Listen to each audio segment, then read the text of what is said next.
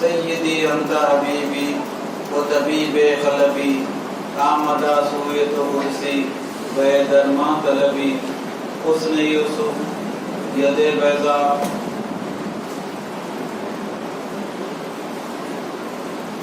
آنچ خوبا ہما دارنگ تو تنہا داری صلی اللہ علیہ نبی امیہ وآلہ وصحابہ اجمعین. اعوذ باللہ من الشیطان الرجیم. بسم اللہ الرحمن الرحیم. قال الملأ الذين استكبروا من قومه لنخرجنك يا شعيب والذين آمنوا معك من قريتنا أو لتعودن في ملتنا قال ولو كنا كارهين قد افترينا على الله كذبا إن عدنا في ملتكم بعد إذ نجانا الله منها وما يكون لنا أن نعود فيها إلا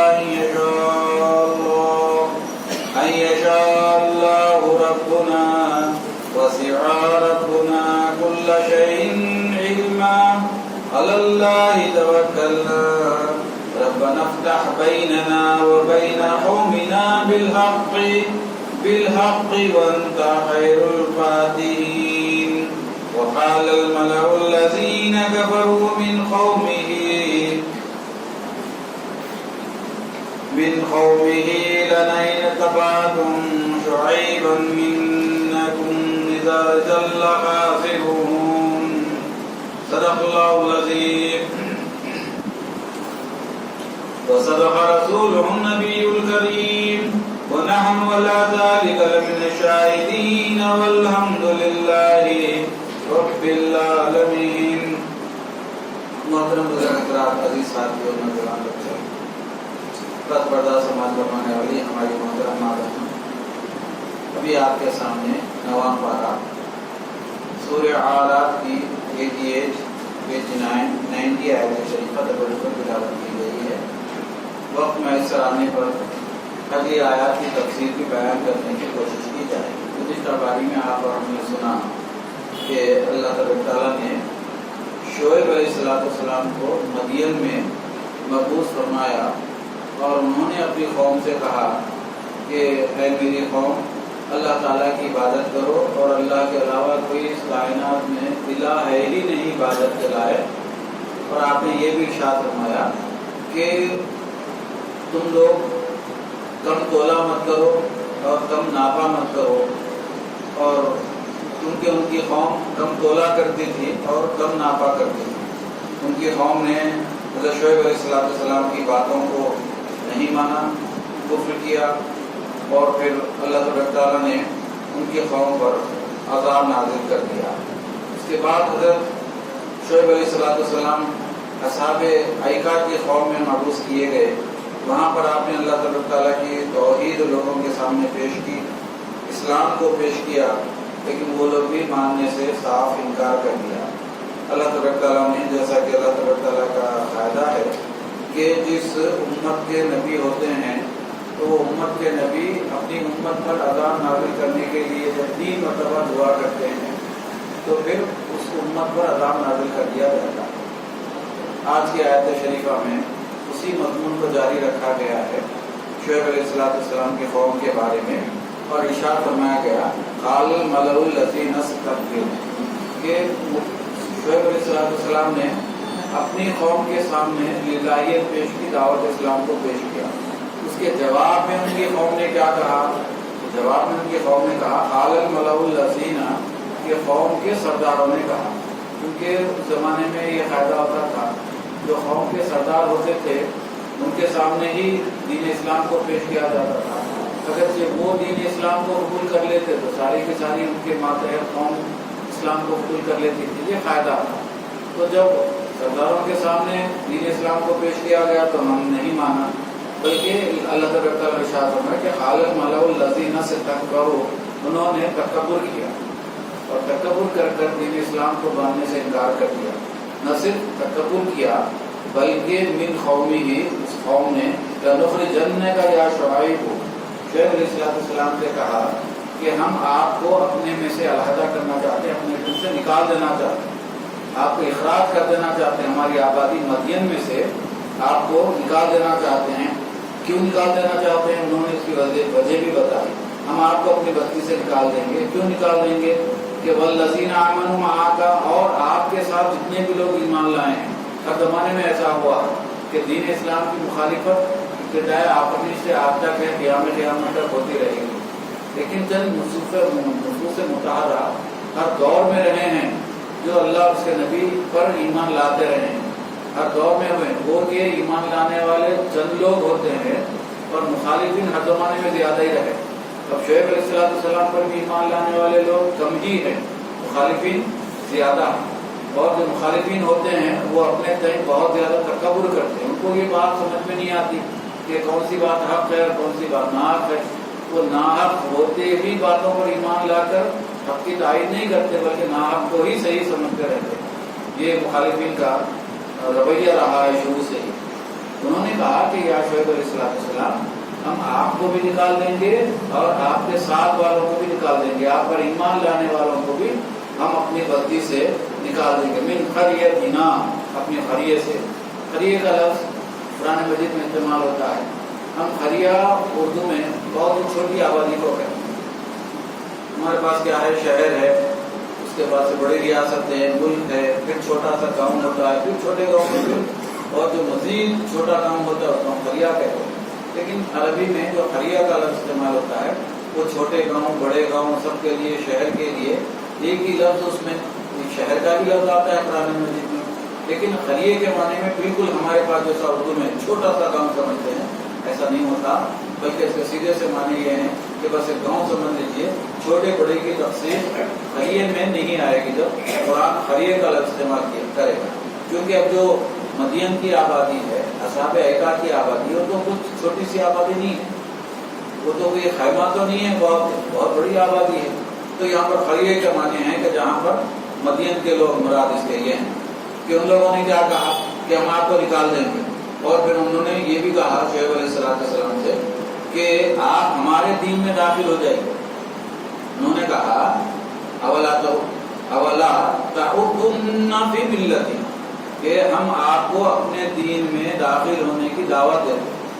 گویا کہ یہ کہہ رہے ہیں کہ ہم آپ کے دین کو قبول نہیں کرتے، بلکہ الٹا آپ ہمارے دین میں داخل ہو جائیے۔ تو اس سے یہ کنفیوژن ہو جاتا ہے۔ یہ آیت شریفہ سے ایسی قرآن کی آیتیں اگر نہ سمجھیں، وہاں پر نہ رکیں، تھوڑا سا تدبر نہ کریں، تفکر نہ کریں، تو انسان کو بھٹکنے کے اس میں چانسز رہتے ہیں۔ تکبر والے جو سرداران تھے وہ کیا کہہ رہے ہیں شعیب علیہ السلام کو کہ آپ وہ اپنے پہلے کے دین پر آ جائیے، عود کر آئیے۔ عود کا لفظ استعمال ہوتا ہے، عود کہتے ہیں پلٹ جانے، تو آپ وہ اپنے دین میں پلٹ جائیے۔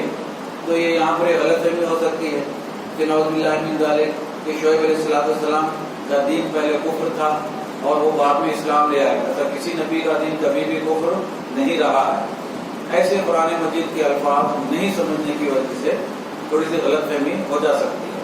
میں ابھی اس کو آپ کے سامنے ڈسکس کروں گا، پہلے آیت شریفہ کو میں تکمیل کروں۔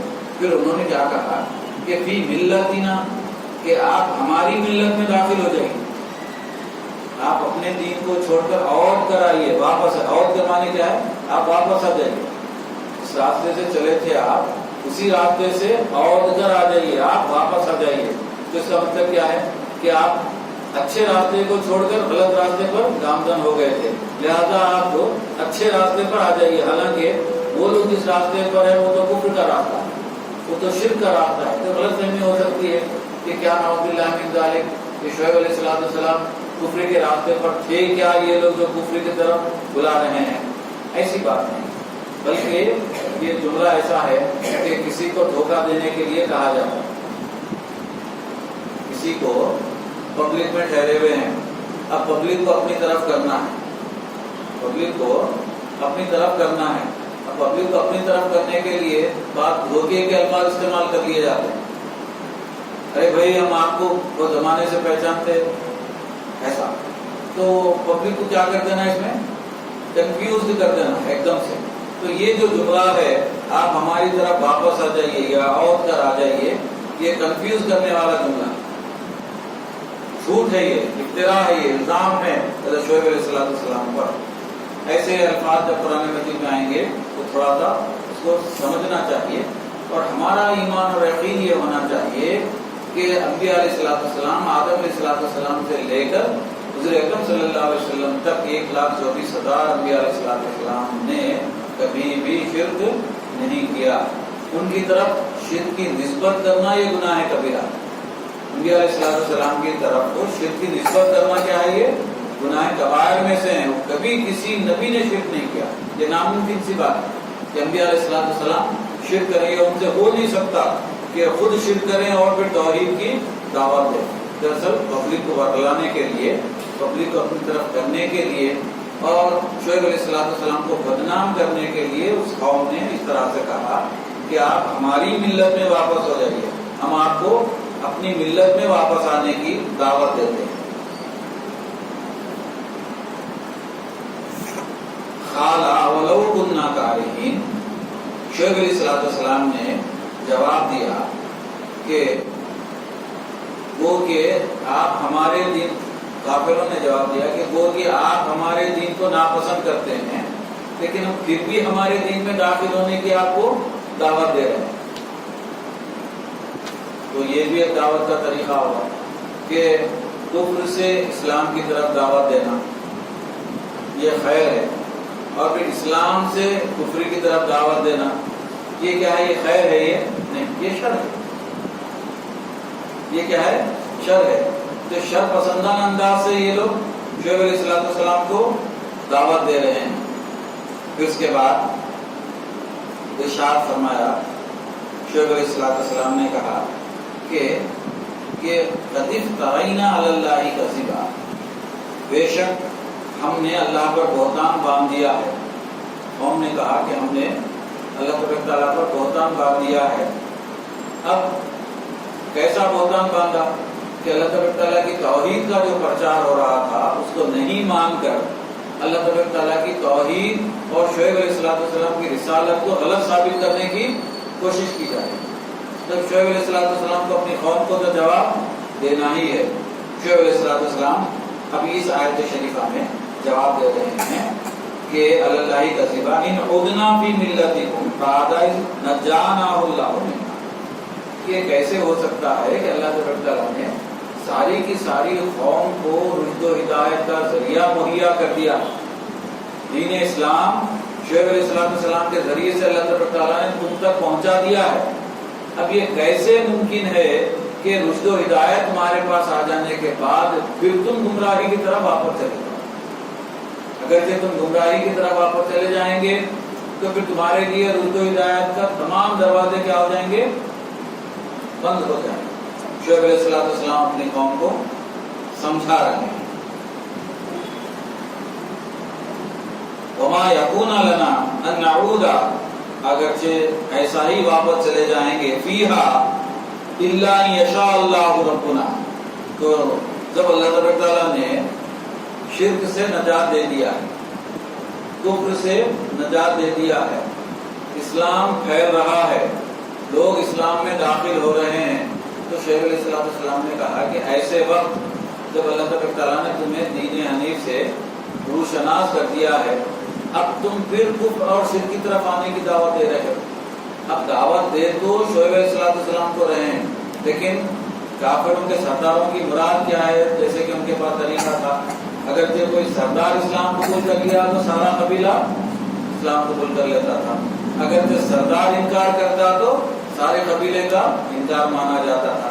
اس لیے شعیب علیہ السلام کو کفر کی طرف دعوت دے رہے ہیں کہ اگرچہ آپ کفر میں داخل ہو جائیں گے تو آپ کے جو ماننے والے ہیں مسلمان، وہ سب کے سب کیا ہو جائیں گے، کفر میں داخل ہو جائیں گے.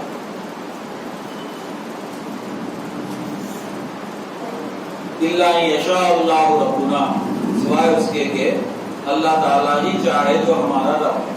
اب ہم اللہ تبارک تعالیٰ نے ہمیں ہدایت دے دی، اب اگرچہ اللہ تبارک تعالیٰ چاہا تو ہم کفر میں جا سکتے ہیں. تو اس کے کیا معنی ہوئے شعیب علیہ السلام کے ارشاد فرمانے کے کہ اللہ تعالیٰ کبھی تو شرک کو پسند نہیں کرتا. اللہ تعالیٰ شرک کو پسند نہیں کرتا. اللہ تعالیٰ تو اپنے بندوں کو شرک سے نکال کر اسلام میں داخل فرماتا ہے. اور تم لوگ اسلام سے لوگوں کو شرک میں داخل کر رہے ہو. یہ اسی وقت ممکن ہے جبکہ اللہ تعالیٰ ایسا کرنا چاہے. تو اس کا جواب کیا ہے کہ اللہ تعالیٰ ایسا کرنا کبھی بھی نہیں چاہتا. جب اللہ تعالیٰ ایسا کرنا نہیں چاہتا تو پھر ہم کفر میں داخل نہیں ہو سکتے, کیونکہ جو ہدایت بھی اللہ تعالیٰ کی دی ہوئی ہے اور اب ہم کفر میں داخل نہیں ہو سکتے. کہا اس کے بعد شعیب علیہ السلام نے کہا وسیع ربنا ہمارے کل شیء علما, میرا جو رب ہے اس کا علم تمام کائنات پر محیط. وہ جانتا ہے کہ تمہارے دلوں میں کیا, دلوں کے بید کو جاننے والا اللہ تعالیٰ. ربنا میرا رب کل شیء علما, ہر چیز پر اس کا علم کیا ہے, محیط. وہ جانتا تمہارے دلوں میں کیا, تمہاری شرارتیں کیسی ہیں, تم اصل میں چاہتے کیا ہو, وہ جانتا ہے. کیونکہ میرا رب وہ ہے, میرے رب کی شان یہ ہے اس کا جو علم ہے وہ ساری کائنات پر اس کا علم محیط ہے. اور شعیب علیہ السلام نے کہا علی اللہ توکلنا. اب ہمیں کیا چاہیے, ہمیں یہ چاہیے کہ ہم تو اللہ تعالیٰ پر ہی توکل کرتے ہیں. ہمارا بھروسہ کس پر ہے, اللہ پر. ہم توکل کس پر کرتے ہیں, اللہ تعالیٰ. تو آج ہم انشاء اللہ تعالیٰ آج ایک عنوان آپ کی خدمت میں عرض کریں گے توکل کے بارے میں. ہم پہلے آیت شریفہ کو مکمل کر دیں.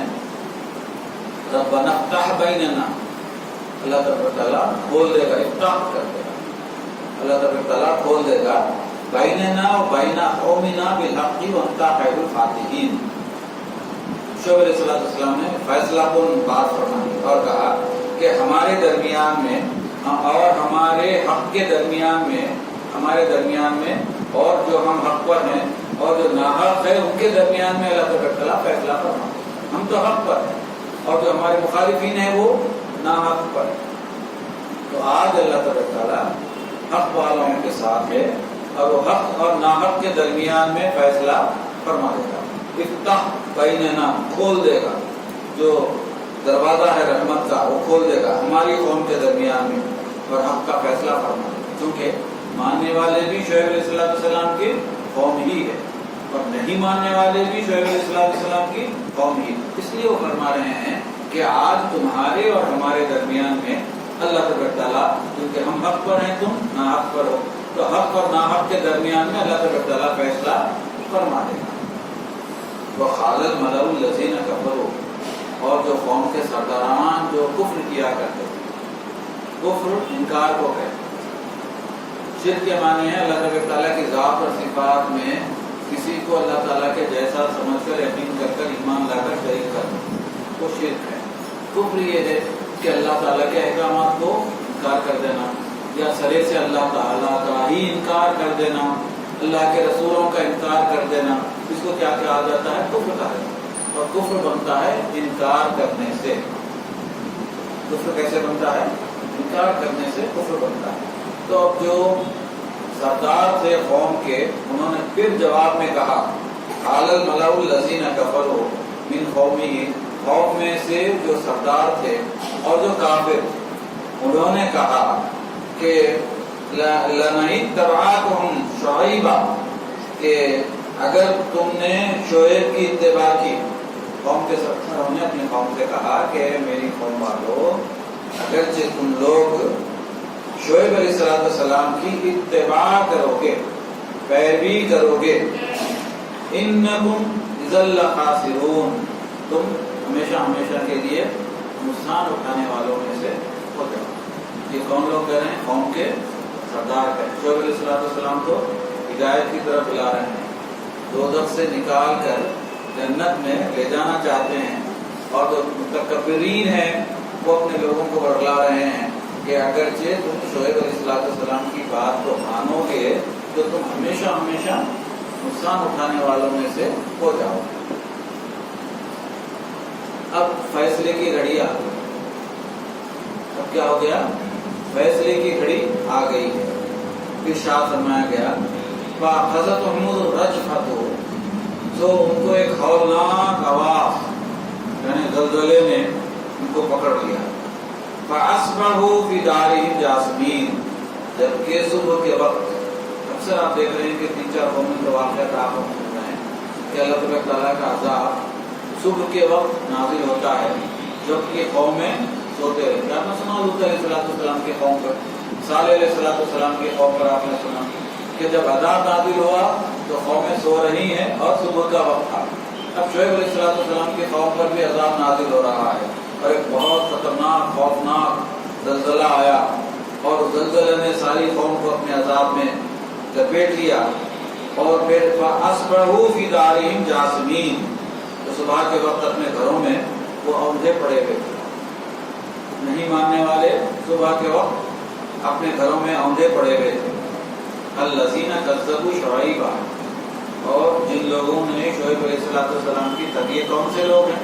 یہ وہ لوگ ہیں جنہوں نے شعیب علیہ السلام کی تکذیب کی تھی، نہیں مانا، انکار کیا، کفر کیا، صاف کہہ دیا کہ ہم آپ کو نہیں مانتے، ہم آپ کو اپنے شہر سے نکال دیں گے، آپ کے ماننے والوں کو شہر سے نکال دیں گے، ڈرایا دھمکایا آپ نے سنا۔ الذین کذبوا شعیبا کان لم یغنوا فیہا، جو لوگوں نے شعیب علیہ السلام کی تکذیب کی تھی، اللہ تعالیٰ نے ارشاد فرمایا کہ ہم نے ان کو صفحہ ہستی سے ہی مٹایا۔ ہم نے کیا کیا؟ ان کو لم یغنوا فیہا، ہم نے ان کو صفحہ ہستی سے ہی مٹا ڈالا، دنیا میں باقی نہیں رکھا۔ الذین کذبوا شعیبا، اور جن لوگوں نے شعیب علیہ السلام کی تکذیب کی، کانوا هم الخاسرون، جو سردار کہہ رہے تھے قبیلے کے کہ تم اگرچہ حق بات کو مان لو گے تو تم نقصان اٹھانے والوں میں سے ہو۔ اللہ تبارک تعالیٰ نے کہا کہ حق بات کو ماننے والے نقصان اٹھانے والوں میں سے نہیں ہوں گے، بلکہ شعیب علیہ السلام کی جن لوگوں نے تکذیب کی ہے، نہیں مانا، اللہ تبارک تعالیٰ نے کہا کہ کانوا هم الخاسرون، دراصل وہ لوگ نقصان اٹھانے والے۔ ایک تو دنیا بھی ان کے ہاتھ سے چلے گئی، عذاب نازل ہو گیا، زلزلہ آ گیا، دنیا سے بھی محروم رہ گئے، اور آخرت میں بھی وہ جہنم رسید کر دیے جائیں گے۔ تو دو نقصان اٹھانے والوں میں سے ہوں گے۔ خسران اسی کو کہتے ہیں۔ خسران کے معنی ہے نقصان کے، خسران کے معنی کہتے ہیں نقصان کے۔ اگرچہ دنیا کا نقصان ہو رہا ہے تو پھر بھی ٹھیک ہے، ایک حد تک نقصان ہو رہا ہے، آدھا نقصان ہو رہا ہے۔ اگرچہ دنیا بھی ہاتھ سے چلے جا رہی ہے اور دین کا بھی نقصان ہو رہا ہے تو پورا نقصان ہو رہا ہے۔ اب نہ اردو میں ہے نا کہ نہ دین کے رہے نہ دنیا کے رہے، یہ پوری طرح سے خسران ہے، مکمل خسران یہ ہے۔ سرداروں نے جو کہا تھا انہوں نے غلط کہا، انہوں نے اپنی قوم کو بھٹکایا اور شعیب علیہ السلام کی تکذیب کرنا ان کا مقصد تھا۔ فتولی عنہم، شعیب علیہ السلام نے ان سے کنارہ کشی کر دی۔ تو قال یا قومی، شعیب علیہ السلام نے اپنی قوم سے کہا لقد ابلغتکم رسالات ربی، میرے ذمے جو کام تھا، میں رسول ہوں، نبی ہوں، میں نے اپنی ذمہ داری پوری کر دی۔ میرے ذمے کیا تھا کہ اللہ تبارک تعالیٰ کے شرعی احکامات تم تک پہنچانا، میں نے وہ پہنچا دیے۔ ابلغتکم کہ میں نے تبلیغ کر دی، میں نے پوری کی پوری شرعی احکامات کی کیا کر دی؟ تبلیغ کر دی۔ جو احکامات پہنچانے کا مجھے حکم دیا تھا میں نے وہ احکامات تم تک پہنچا دیے ہیں۔ رسالاتی ربی، اللہ تبارک تعالیٰ کی جانب سے جو احکامات ارسال کیے گئے تھے وہ احکامات میں نے منون تم تک پہنچا دیے۔ وَنَصَحْتُ لَكُمْ، اور جو نصیحتیں اللہ تبارک تعالیٰ نے تم تک پہنچانے کی مجھے ذمہ داری دی تھی وہ تمام کی تمام نصیحتیں بھی میں نے تم تک پہنچا دی ہے۔ وَكَيْفَ عَصَىٰ، تعجب سے کہا کہ وَكَيْفَ عَصَىٰ عَلَىٰ قَوْمٍ كَافِرِينَ، حسرت کے ساتھ کہا تو اب میں کافروں کے عذاب پر کیوں افسوس نہ کروں، کیونکہ میں تو اپنے ذمہ داری پوری کی پوری نبھا دیا تھا، رسالت کی، نبوت کی، اللہ تعالیٰ نے شرعی احکامات پہنچا دیے تھے، اب میں بری ذمہ ہوں، اب عذاب نازل ہو گیا ہے، تو میں اپنی قوم پر کیوں خامخواہ کے افسوس ان کا پہ افسوس کروں، افسوس میں کیوں کروں جبکہ میں نے اپنی ذمہ داری پوری کی پوری نبھا دی۔ تو شعیب علیہ السلام نے اس آیت شریفہ میں ارشاد فرمایا کہ اللہ توکلنا، کہ ہمارا کام کیا ہے، ہم کیا کرتے ہیں، مسلمان کیا کرتے ہیں، اللہ والے کیا کرتے ہیں، ہم صرف اور صرف اللہ تبارک تعالیٰ پر بھروسہ کرتے ہیں۔ ہم کیا کرتے ہیں، اللہ تبارک تعالیٰ پر بھروسہ کرتے ہیں، توکل کرتے ہیں۔ تو ہم آج اس مضمون کو صراحت کے ساتھ آپ کے سامنے بیان کرنے کی سعادت حاصل کریں گے کہ توکل کے لغوی معنی کیا ہے، توکل کے اصطلاحی معنی کیا ہے،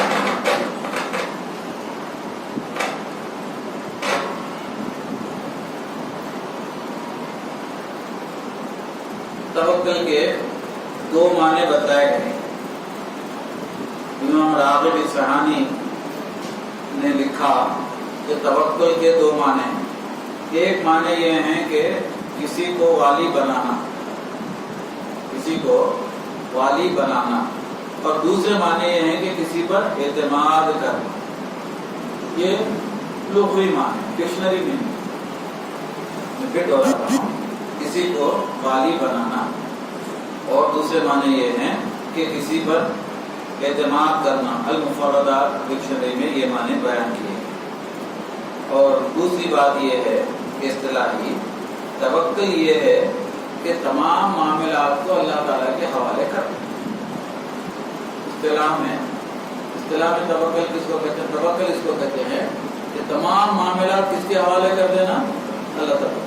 اس لیے قرآن مجید نے پہلے کہا کہ وَأُفَوِّضُ أَمْرِي إِلَى اللَّهِ، یہ مومنین کی شان بیان کی، قرآن بیان کر کے کہا کہ مومن کی شان یہ ہے کہ وَأُفَوِّضُ أَمْرِي إِلَى اللَّهِ، ہم اپنے تمام کاموں کو، اپنے تمام امور کو، ہم اپنے تمام کاموں کو کس کے حوالے کرتے ہیں، اللہ تعالیٰ کے حوالے۔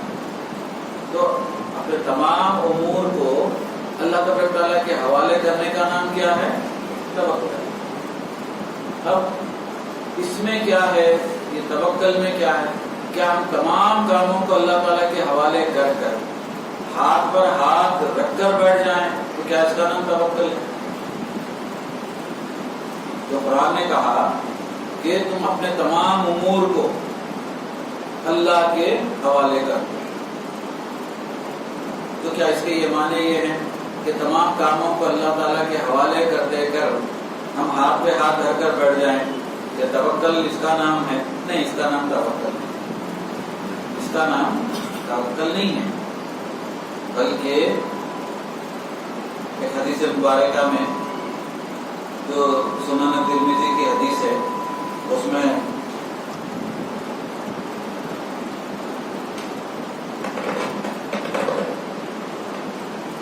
حضرت انس بن مالک رضی اللہ تعالیٰ عنہ بیان کرتے ہیں،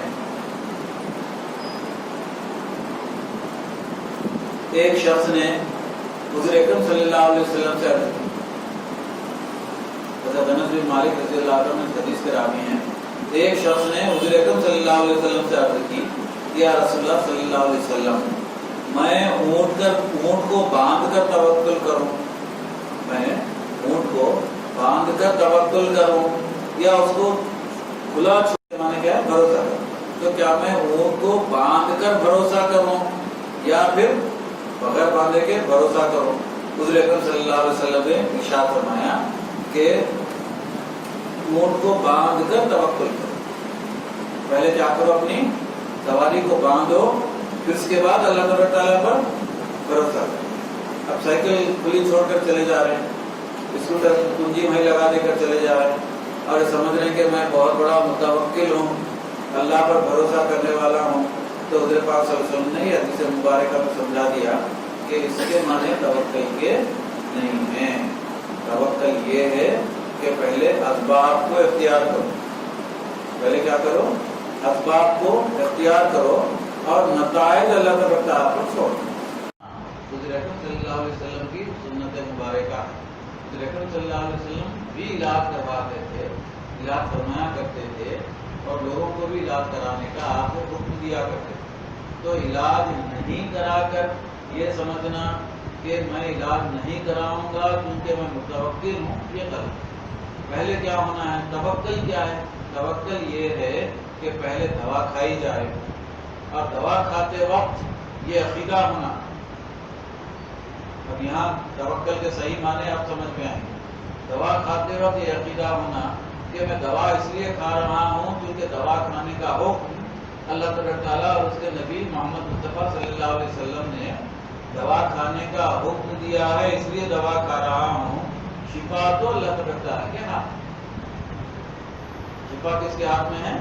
اللہ تعالیٰ کے ہاتھ۔ دوا کھانے کا حکم ہے، اس لیے میں دوا کھا رہا ہوں، تو شفا کی نسبت کس کی طرف ہونا چاہیے؟ اللہ۔ یہ توکل، یہ کیا ہے؟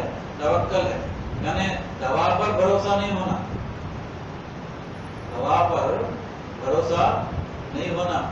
آج کل اگرچہ آپ بڑے بڑے کارپوریٹ ہاسپٹل میں چلے جائیے تو وہاں پر بھی یہ سلوگن لکھا ہوا رہتا انگلش میں، کہ اس کے معنی یہ رہتے ہیں کہ اب وہاں جو کارپوریٹ ہاسپٹل ہے وہاں تو قرآن حدیث کو جاننے والے لوگ کم ہی ہیں، قرآن حدیث کو جاننے والے لوگ کم ہیں۔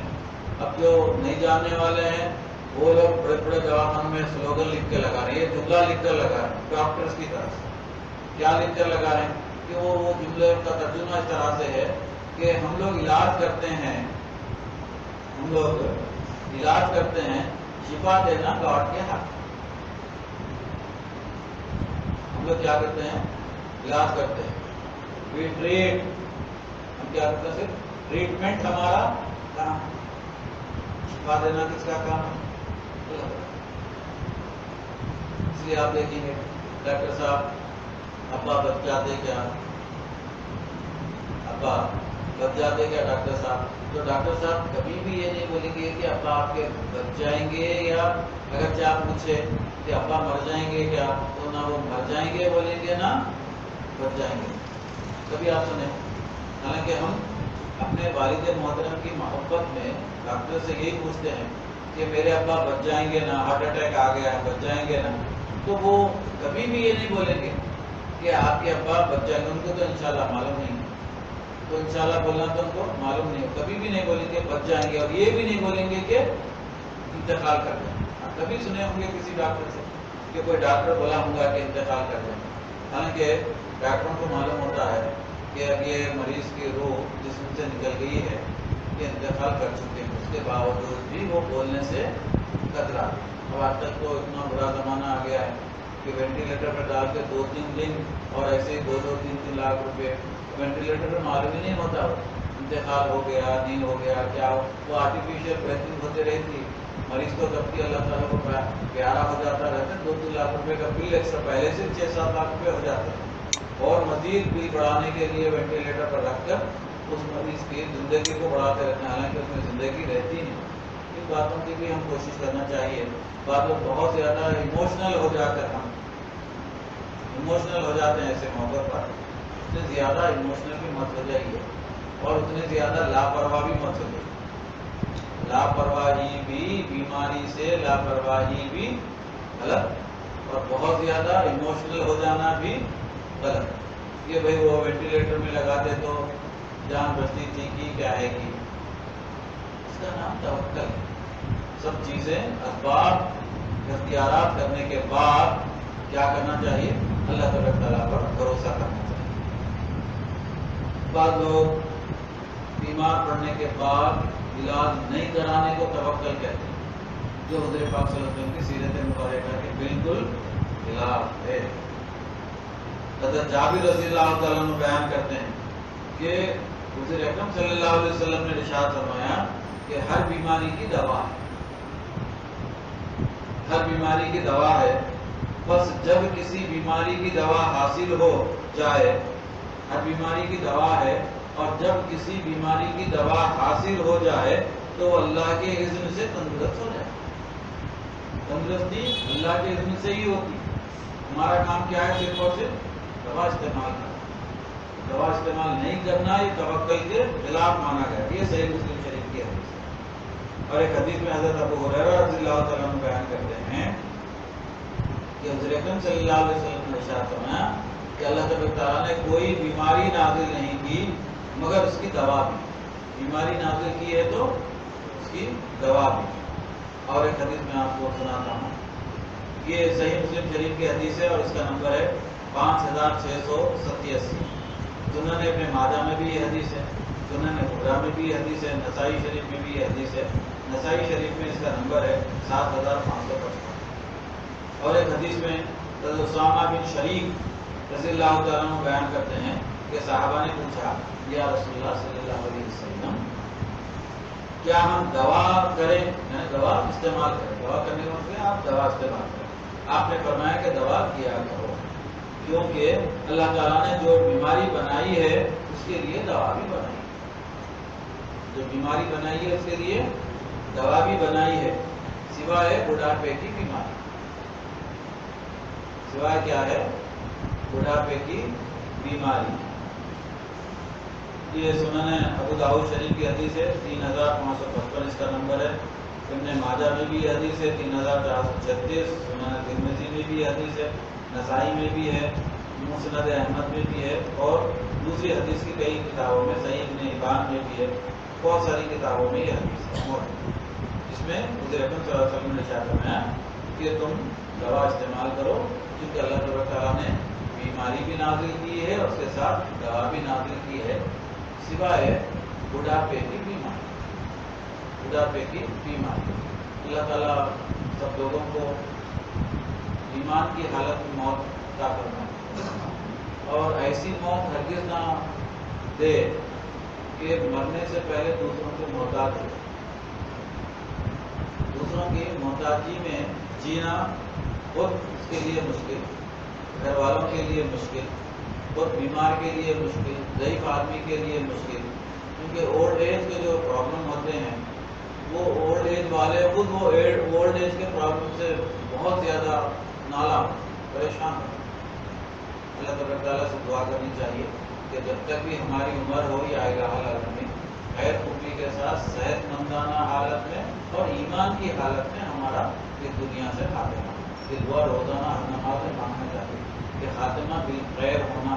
خاتمہ بالخیر میں کیا ہے کہ ہماری عمر, کیونکہ حضرت پاک صلی اللہ علیہ وسلم نے ارشاد فرمایا حدیث مبارکہ میں ہے کہ صحابہ نے پوچھا یا رسول اللہ صلی اللہ علیہ وسلم ہم میں سب سے بہترین آدمی کون ہے؟ تو حضرت صلی اللہ علیہ وسلم نے ارشاد فرمایا تم میں سب سے بہترین آدمی وہ ہے جس کی عمر زیادہ ہو اور اس کے نیکیاں زیادہ.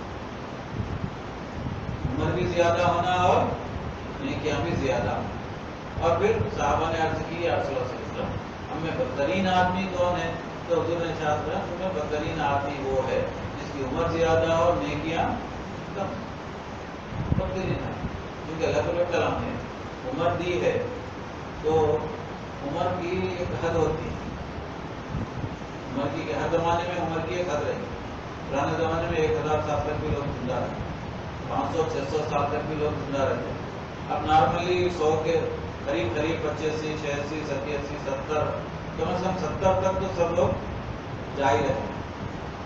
اور جہاں تک عمر کا تعلق ہے, عمر کبھی بھی چھپانا نہیں چاہیے. عمر چھپانے سے عمر بڑھتی نہیں, عمر بڑھتی کیا. 70 سال کے ہو گئے, 65 سال بولے تو عمر بڑھتی نہیں, بلکہ وہ جھوٹ ہو گیا, وہ کذب ہو گیا. اور جھوٹ بولنے والے پر قرآن نے کہا لعنت اللہ علی الکاذبین. جھوٹوں پر اللہ تبارک تعالیٰ کی کیا ہوتی ہے؟ لعنت. اور عمر کی زیادتی بزرگی کی نشانی. عمر کی زیادتی کیا ہے؟ بزرگی کی نشانی ہے. آپ ایک چھوٹی عمر والے کی عزت تو کرتے ہوں گے, آدھی میں کرتے ہوں گے, لیکن ایسی محبت ایک چھوٹے آدمی کے ساتھ آپ کا رویہ کیا ہوتا ہے؟ الگ. بزرگوں کے ساتھ آپ کے دل میں محبت, شفقت, ان کے ساتھ عزت, رویہ الگ ہوتا ہے. کیوں الگ ہوتا ہے؟ وہ کہ وہ ہمارے بابا ہے, دادا ہیں, اور ہم ان سے زیادہ تعلیم یافتہ ہیں, ہم ان سے زیادہ تعلیم یافتہ ہیں, لیکن ہم ان کی بہت زیادہ عزت اس لیے کرتے ہیں کہ وہ ہماری عمر میں بہت زیادہ ہیں, تجربے میں زیادہ ہیں, عبادتوں میں زیادہ ہیں, اور وہ قرب میں, قرب الہی میں ان کو اللہ تعالیٰ سے بہت زیادہ محبت ہے, قربت میں, اس لیے ہم ان کی عزت کرتے ہیں. عمر کی زیادتی کی, تو عمر کی زیادتی بھی یہ بزرگی کی نشانی۔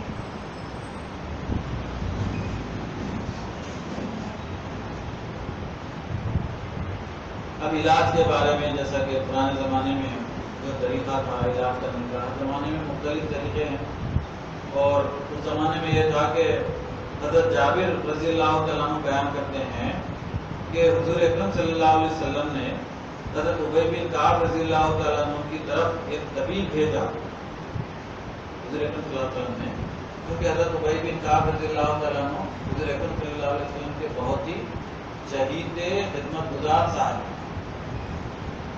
چہیتے اور خدمت گزار صحابی ہیں، جو ہمیشہ حضور اکرم صلی اللہ علیہ وسلم کے در پر ہی پڑے رہتے تھے کہ کب آقا نامدار صلی اللہ علیہ وسلم کو میری کسی خدمت کی ضرورت پڑے اور میں خدمت بجا لاؤں، اور خدمت بجا لانے میں مجھے سب سے پہلا مقام حاصل ہو۔ ہمیشہ حضور پاک صلی اللہ علیہ وسلم کے در پر ہی پڑے رہتے، کوئی کام کاج نہیں کرتے تھے، نہیں پڑا تھا۔ کھانے پینے کی بھی وہ اللہ والے لوگ تھے، صحابہ ہیں، ان کا درجہ بہت بلند ہے، انبیاء کے بعد ان کا ہی درجہ حضور اکرم صلی اللہ علیہ وسلم کے پاس رہا کرتے تھے۔ تو ایک مرتبہ حضور اکرم صلی اللہ علیہ وسلم نے ابی بن کعب رضی اللہ تعالیٰ عنہ سے کہا، اے ابی، تم شادی کیوں نہیں کرتے؟ تم شادی کیوں نہیں کرتے؟ ابی بن کعب رضی اللہ تعالیٰ عنہ نے کہا کہ یا رسول اللہ صلی اللہ علیہ وسلم، میں غریب اور مفلس آدمی ہوں، کوئی کام کاج نہیں کرتا، مجھے بیٹی کون دے گا؟ مجھے بیٹی کون دے گا؟ حضور اکرم صلی اللہ علیہ وسلم نے کہا، ابی اٹھو اور فلانا صحابی کے پاس جاؤ اور ان سے کہو کہ رسول خدا صلی اللہ علیہ وسلم نے مجھے بھیجایا ہے اور آپ کی بیٹی کا عقد مجھ سے کر دینا۔ رسول اللہ صلی اللہ علیہ وسلم نے پیام بھیجایا ہے میری شادی آپ کی بیٹی سے۔ اب وہ دل میں تو سوچے ہوں گے کہ میں اتنا غریب آدمی ہوں، لیکن حضور اکرم صلی اللہ علیہ وسلم کا حکم ہے، وہ ہمارے جیسے تھوڑی ہیں، وہ صحابہ ہیں، اعلیٰ درجے کے لوگ ہیں۔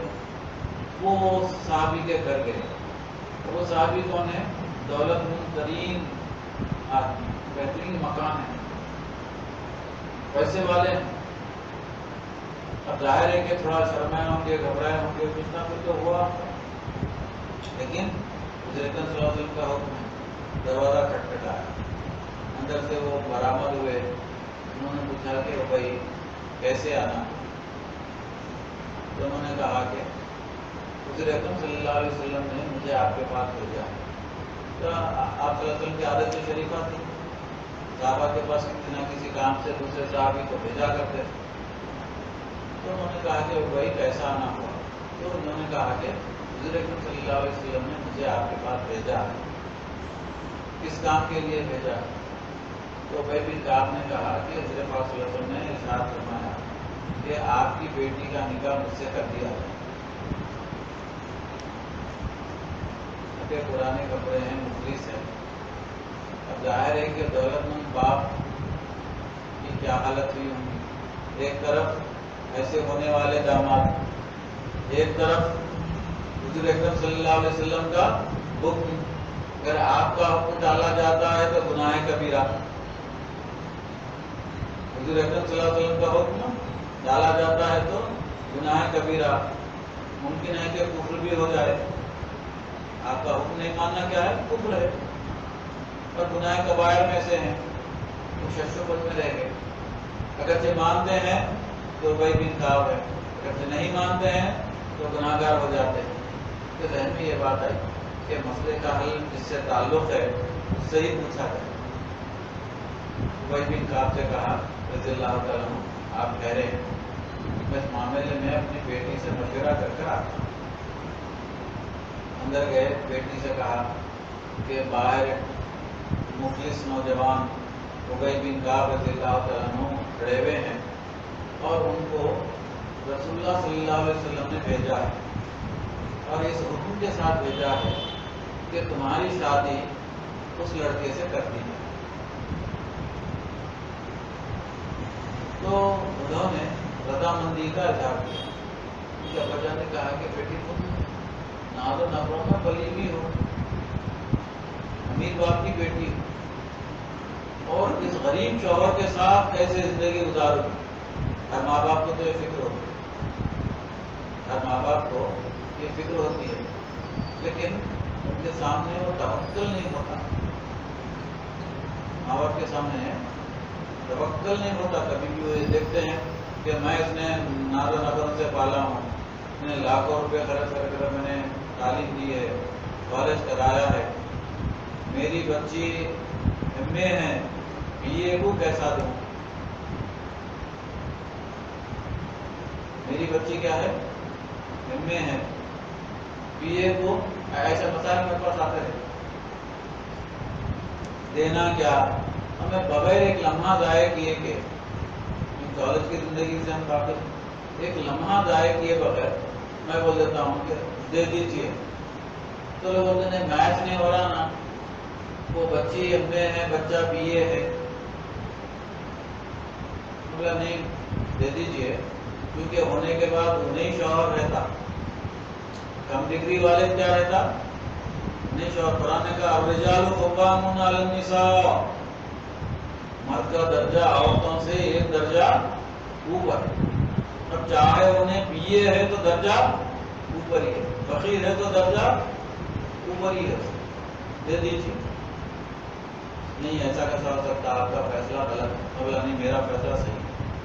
میرا فیصلہ اس لیے صحیح ہے کہ آپ کی بیٹی پہلے بی اے تھی، گریجویٹ تھی نا، جب آپ جب شادی نہیں کرے اس کی، آپ جب کیا کرے؟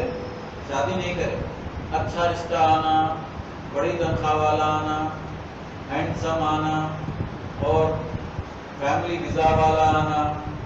ابھی آپ چند باتیں پکڑ لے کے بیٹھ گئے. گھر ذاتی ہونا، فیملی کا ویزا بھی ہونا، گھر ذاتی ہونا، پھر ماں باپ صحت مند ہے کیا، اگر ہے تو خود دن تک رہ جائیں گے. وہ سب دیکھتے ہوئے آپ انتظار کرتے رہے. آپ کو اپنی مرضی کا پیام نہیں آیا ہے تو آپ اپنی بیٹی کو پڑھانا شروع کر دیے. پھر غلط ہے تو بولیے کہ نہیں مولانا آپ کا تجربہ غلط ہے. آپ کیا کرنا شروع، گھر میں بیٹھ کے کیا کریں گے؟ پیامات نہیں آ رہے. پیام ہائی لیول کا ہونا ہے، ہائی لیول کا پیام نہیں آ رہا تو گھر میں بیٹھ کے کیا کریں گے؟ اب گھر میں بیٹھے تو حفظ ہوتی، جاؤ بیٹے باہر جاؤ پڑھو. بولا آپ کی سب سے بڑی غلطی یہ ہو گئی کہ آپ بچی کو وہ بی اے تھی تو بی اے رہتی تو اچھا تھا. اب بی اے رہی تو اپن جھوٹ بھی بول سکتے، بی اے ہے نا، اس کی عمر کیا ہے، 22 سال ہے نا. اب ایم اے والے کی آپ 21 سال بولے تو جمتا. طرف دیکھ کے آپ خود بچی کی ایج ڈکلیئر کر دیے ایم اے کرا کے. آپ نہیں کراتے، بچی اگر بی اے رہتی تو آپ پھر بول سکتے تھے کہ میری بچی 21 سال کی ہے. اب ایم اے والی بچی 21 سال کی ہو سکتی، آپ پکڑے گئے، پھنس گیا. اب آپ کو پی جی والا لڑکا نہیں مل رہا، اب آپ کیا کرو؟ یو جی والے لڑکے سے شادی. اگر میری بات نہیں مانیں گے تو پھر وہ یو جی والا بھی جاتا اور کیا جاتا؟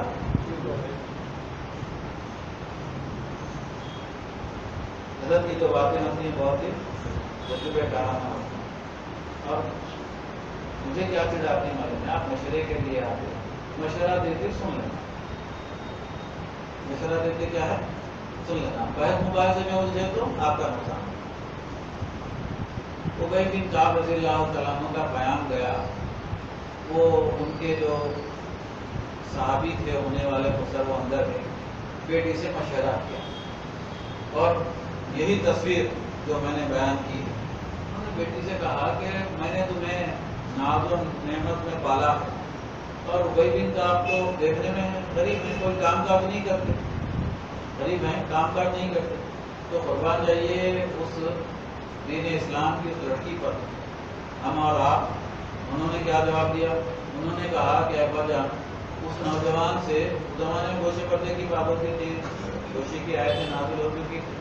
انہوں نے کہا کہ اے ابا جان، میری شادی اس نوجوان سے کر دی، کیونکہ حضور اکرم صلی اللہ علیہ وسلم نے حکم فرمایا ہے تو میرا ایمان یہ ہے کہ اللہ تعالیٰ کبھی بھی مجھے ضائع نہیں کرے گا، اللہ تعالیٰ کبھی مجھے ضائع نہیں کرے گا، کیونکہ حکم کس کا ہے؟ حضور اکرم صلی اللہ علیہ وسلم کا۔ پیام کس کی طرف سے آیا ہے؟ حضور اکرم صلی اللہ علیہ وسلم کی طرف سے۔ شادی ہو گئی، اب وداعی نہیں ہوئی، اب پھر گھر پہ بیٹھے ہوئے ہیں حضور اکرم صلی اللہ علیہ وسلم، حضور نے پوچھا ہے بھائی تمہاری شادی کیا ہوئی، بیوی کو کیوں نہیں لا لیتے، وداعی کیوں نہیں کرتے؟ تو انہوں نے کہا کہ رسول اللہ صلی اللہ علیہ وسلم میرے پاس گھر نہیں ہے رہنے کے لیے۔ تو حضرت پاک صلی اللہ علیہ وسلم نے کہا کہ فلانا صحابی کے پاس جاؤ اور کہو کہ حضور اکرم صلی اللہ علیہ وسلم تمہیں حکم دیتے ہیں کہ مجھے رہنے کے لیے مکان دیا۔ وہ صحابہ ہیں، ہمارے جیسے تھوڑی ہے، کرایہ دیتے نہیں دیتے، کتنا دیتے، کب تک رہتے، خطرہ کر لیتے کیا یہ وہ، ہمارے جیسے تھوڑی ہیں جو، وہ تو صحابہ ہیں۔ وہ فوراً راضی ہو گئے اور ابی بن کعب رضی اللہ تعالیٰ عنہ کو مکان کا ایک حصہ دے دیا اور اپنی بیوی کے ساتھ ہنسی خوشی کے ساتھ رہنے لگے۔ یہ وہی ابی بن کعب رضی اللہ تعالیٰ عنہ ہے جو بعد میں عمر فاروق رضی اللہ تعالیٰ عنہ کے زمانے میں chief justice of Islamic empire ہوئے۔ کیا ہوئے ہیں؟ Chief justice. اور عمر فاروق رضی اللہ تعالیٰ عنہ خود حضرت ابی بن کعب رضی اللہ تعالیٰ عنہ سے مسائل میں مشورہ کیا کرتے تھے۔ یہ حضور پاک صلی اللہ علیہ وسلم کے در کو پکڑ کے رہنے کا نتیجہ ہے۔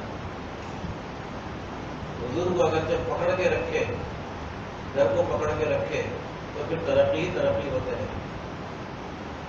میں آپ کو عرض کر رہا تھا کہ واقعے سے ہمیں یہ درس ملتا ہے، جو حدیث میں نے آپ کو سنائی ہے کہ علاج کرانا توکل کے خلاف نہیں ہے، کیونکہ توکل کا ہم عنوان طے کیے ہیں، توکل کے بارے میں ہم آپ کو سمجھا رہے ہیں کہ مستقبل میں کیا ہونے والا ہے۔ جو سوکھا ہے وہ ہرا ہو سکتا، سوکھا جو ہے وہ ہرا ہو سکتا، اب جو ہرا ہے وہ سوکھا ہو سکتا۔ ایک خاتون میرے پاس آئیں اور انہوں نے کہا کہ حضرت ان کی بیٹی کی ضد تھی، اگر ہمارے قریبی جان پہچان میں سے انہوں نے کہا کہ حضرت ہماری بیٹی کی ضد تھی۔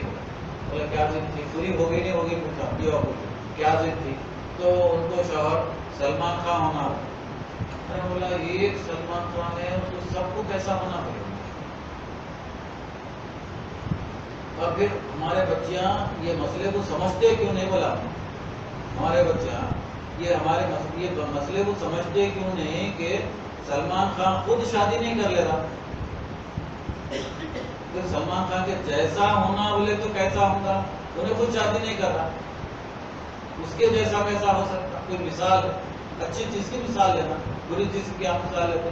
کہ ڈھونڈے ڈھانڈے اب ایک اچھے اسمارٹ بچے سے شادی ہوگی، اس کے بعد کے جو قصے سنائے، میں ہمارے خواتین لاؤڈ اسپیکر بھی سنتے ہیں، میں بتانا نہیں پسند کرتا۔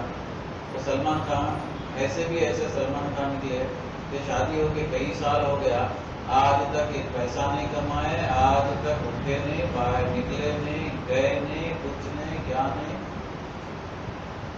اور مزے کی بات یہ ہے کہ وہ 100 کروڑ ہمارے سلمان خان کو 30,000 روپئے ان کے والد کے گھر سے کرایہ آتا،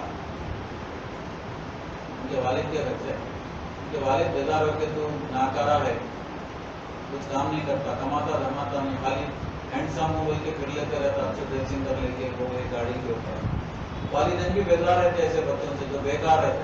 اب یہ پیام آیا، بچہ ہینڈسم تھا، سلمان خان ہونا تھا، انہوں بیکار سلمان خان، کوئی اس کے پاس ایکشن ہی نہیں، بغیر ایکشن کے سلمان خان، ایسا سلمان خان۔ وہ بابا کے پاس سے 30,000 روپئے ملکی کا کرایہ آتا تھا، تو وہ لا کے انہوں بیوی کو دے دیتے ہر مہینہ۔ اب عبرت والی بات کیا ہے؟ عبرت والی بات یہ ہے کہ ان کی بیوی گزشتہ جو رمضان کی عید آئی تھی اس میں ان کی بیوی لڑے سلمان خان، بولے کہ تم کپڑے نہیں بناتے، وہ ان کو ایک بچہ بھی ہے، کپڑے نہیں بناتے، وہ نہیں، یہ نہیں، سب امی بنانا، وہ کرنا، یہ کرنا، کیا طریقہ ہے، کپڑے بناؤ۔ اور ہم بولے اچھی بات ہے، وہ کرایہ آیا 30,000 روپئے، وہ رمضان کے کپڑے بناتے۔ बनाने के बाद हम बोले चलो मम्मी के पास, मम्मी किसको बोल रहे हैं आजकल हम लोग? मम्मी किसको बोलते हैं? सास को बोलते हैं। मम्मी, डैडी, अल्फाबाद किसके लिए है वो? सास का। चलो मम्मी के पास जाएंगे। ईद मिलने में मम्मी के पास गए तो मम्मी के पास 2 महीने रह गए। भी बोले अरे ईद मिलने आए थे 2 महीने, बकरीद की करीब आ 2 महीने रह गए। तो सलमान खान बोले मेरे पास 30,000 रुपये थे, तुम कपड़े खरीद के खर्च कर दिए, मेरे पास पैसे दिए, यहीं रहो यहीं खाओ। मैं बोले अल्लाह हुआ था ऐसा सलमान खान से। तो ये सब बातें क्या है मालूम है? तो ये तवक्कल के ना, मैं हमेशा ये बात कहते रहा, अगरचे आपकी बच्ची आला तालीम याफ्ता है, नेक शरीफ कमाई को सेहतमंद लड़का है, उसकी तालीम कम है, तो आप उसका रिश्ता कबूल कीजिए। और जैसा कि अभी आपने सुना होगा इन काबिल, आप उसका निकाह कर दीजिए। मुस्तक़बिल में अल्लाह ताला पर क्या कीजिए? भरोसा कि अगरचे आसूदा है तो अल्लाह ताला उसको खड़ा कर, और अगरचे दिलों खराब है तो सूखा करना भी अल्लाह ताला के हाथ में। इसका नाम क्या है? तवक्कुल। हुज़ूर अकरम उबय बिन काब रज़ियल्लाहु तआला अन्हु की बात की हमारे दरमियान में इसलिए आई कि हुज़ूर पाक सल्लल्लाहु अलैहि वसल्लम ने हज़रत उबय बिन काब रज़ियल्लाहु तआला अन्हु की तरफ एक तबीब को भेजा, एक डॉक्टर को भेजा, और कहा कि उबय बिन काब रज़ियल्लाहु तआला अन्हु का इलाज कर दिया जाए। हुज़ूर की मोहब्बत, उसी में आपकी शादी का किस्सा, उबय बिन काब की शादी का किस्सा मैंने आपको सुनाया।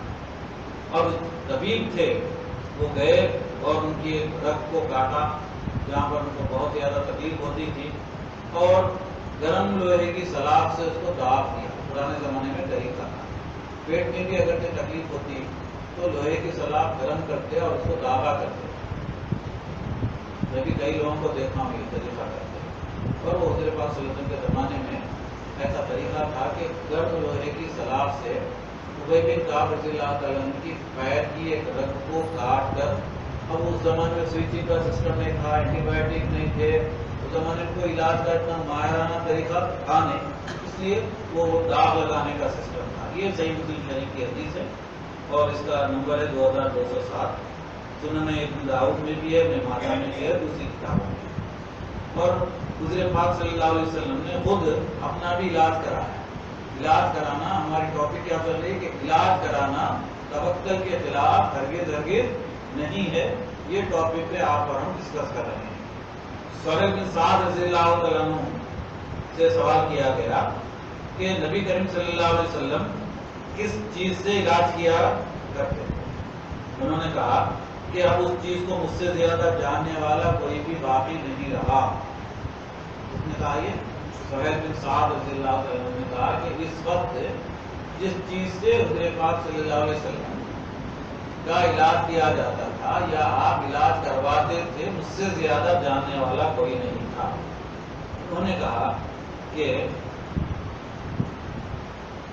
हज़रत अली रज़ियल्लाहु तआला अन्हु थाल में पानी लेकर आए, हुज़ूर पाक सल्लल्लाहु अलैहि वसल्लम को जख्म आ गया, हुज़ूर अकरम सल्लल्लाहु अलैहि वसल्लम को जख्म आ गया था। हज़रत अली रज़ियल्लाहु तआला अन्हु पानी लेकर आए, और बीबी फातिमा रज़ियल्लाहु तआला अन्हा ने अपने हाथों से हुज़ूर अकरम सल्लल्लाहु अलैहि वसल्लम के उस जख्म को धोया।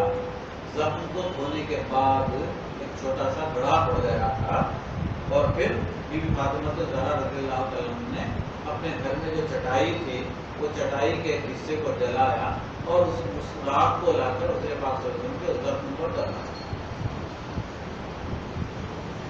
ये सही बुखारी शरीफ की हदीस है, और उसका नंबर है 2043, और ये मुस्लिम शरीफ में भी हदीस है 1790, सुनन तिरमिज़ी में भी हदीस है, इब्न माजा में भी है, मुस्नद अहमद में भी है, और ये सही इब्न हिब्बान में भी है। तमाम हदीस की किताबों में गोया कि ये वाक़या मौजूद है। मगर अब अपने ज़माने में ऐसा नहीं करते, क्योंकि अब हम में भी वो इम्यून सिस्टम बाकी है, इम्यून सिस्टम हमें बाकी, उतनी कुव्वत बाकी है, और फिर हर चीज में क्या है जी, पोल्यूशन ही, हर चीज कंटेमिनेटेड, हर चीज क्या है, कंटेमिनेटेड है। और हमारे जिस्म में اتنی طاقت اور قوت نہیں ہے، امیون سسٹم اتنا ویک ہو گیا ہے کہ ریزسٹنس پاور بالکل ہمارے جسموں میں نہیں رہا۔ حضرت انس بن مالک رضی اللہ تعالیٰ عنہ فض لگانے کے بعد، جس کو آج کل ہم کپلنگ وغیرہ کہہ رہے ہیں کہ ہر چیز کے لیے، ہر بیماری کے لیے، میں آپ کو کپلنگ کا، جو میرے بھی خاندان میں ایک ڈاکٹر صاحب ہیں، وہ کپنگ لگا کر، کپنگ معلوم خون چوستے ہیں، تو میں ان کو بلا کے ڈاکٹر صاحب یہ طریقہ صحیح نہیں ہے، اور ہمارے رشتے دار قریبی میرے سے چھوٹے، انہوں نے کہا کہ آپ لوگوں کا خون چوس رہے ہیں۔ بولے نہیں حضرت میں خون کہاں سے چوس رہا ہوں؟ تو بولے آپ کب لگا رہے؟ نہیں یہ سنت سے ثابت ہے، یہ فسد ہے۔ سنت سے جو طریقہ ثابت ہے یہ طریقہ نہیں ہے، آپ اس طریقے کو سمجھ رہے ہیں۔ پرانے زمانے میں عربوں میں یہ ہوتا تھا کہ عربوں کا علاقہ گرم ہوا کرتا تھا، اور ان کی جو غذا ہوتی تھی وہ بھی بہت زیادہ گرم ہوتی تھی، اور ان کی غذا کا زیادہ تر انحصار کھجور پر، جو آدمی ہیں عربوں کی غذا کا انحصار، کیونکہ کھجور اور زمزم دونوں مکمل غذا دونوں استعمال کرنے کے بعد اب تیسری پھر کسی غذا کی ضرورت نہیں پڑتی۔ زمزم میں تو 40 وائٹامنس ہیں، جو پھر آپ کو وہ استعمال کرنے کے بعد پھر کسی چیز کی ضرورت نہیں پڑتی، اور کھجور میں تو بہترین غذائی معدنیات ہیں، فاسفورس ہے سب سے زیادہ۔ اب ہوتا یہ تھا کہ یہ گرم علاقہ، گرمی اور پھر ان کی غذا گرم، تو ان کے خون میں گرمی زیادہ ہو جاتی اور خون بہت زیادہ ہو جاتا۔ اب اس زمانے میں بلڈ ڈونیشن کا کوئی سسٹم تھا نہیں، بلڈ ٹرانسفیوژن کا کوئی طریقہ تھا نہیں، تو جسم میں جو زیادہ خون بن جاتا تھا، جس کی وجہ سے جسم میں گرمی زیادہ محسوس ہوتی تھی، تو حضور اکرم صلی اللہ علیہ وسلم کے زمانے میں اس کو فیصد لگایا کرتے، وہ خون کو نکال دیا کرتے، سنگھی کے ذریعے سے خون کو نکال دیا کرتے تھے جو جسم میں زیادہ ہو جاتا تھا۔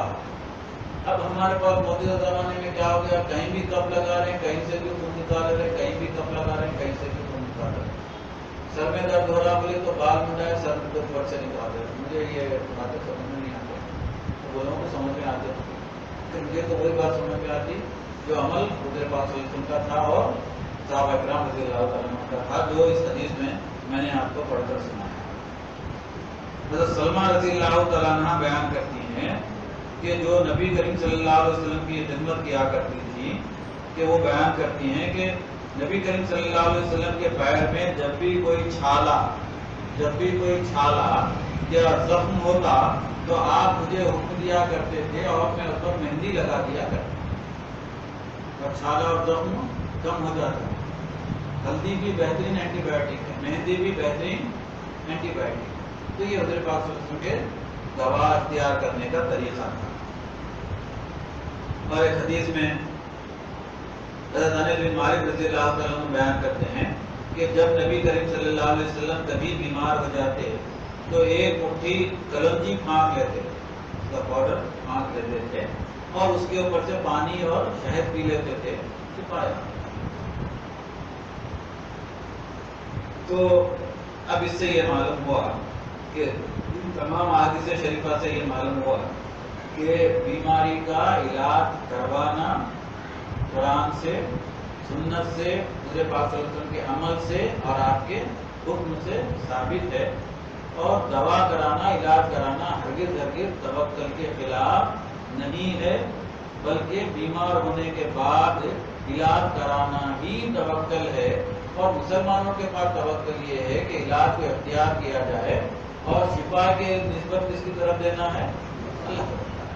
میں دوا اس لیے استعمال کر رہا ہوں، دوا سے بولنا کہ میں تجھے اس لیے استعمال کر رہا ہوں چونکہ حضور پاک صلی اللہ علیہ وسلم نے استعمال کیا ہے اور دوا استعمال کرنے کا حکم دیا ہے۔ میرا عقیدہ یہ ہے کہ شفا تو اللہ تعالیٰ کے ہاتھ میں۔ اللہم صلی علی سیدنا حبیبنا مولانا محمد صلاۃ دائمۃ مقبولۃ بها وقول عظیم اللهم صل على سيدنا حبيبنا مولانا محمد صلاة دائمة